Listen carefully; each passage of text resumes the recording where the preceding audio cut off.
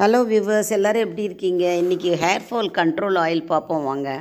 செம்பருத்தி பூவு, ரோஜா பூவு, சோத்துக்கத்தாழை மூணையும் நல்லா மிக்சியில் அரைச்சிக்கிட்டு சுத்தமான தேங்காய் எண்ணெயோடு கலந்து நல்லா அடுப்பில் வச்சு மீடியம் ஃப்ளேமில் நல்லா காய்ச்சணுங்க.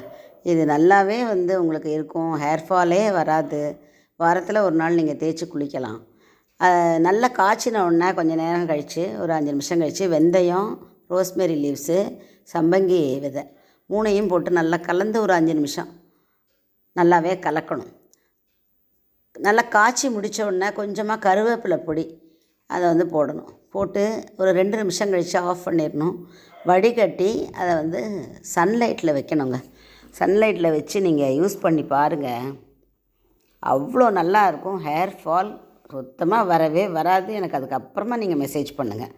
பாய், thank you so much, love you all.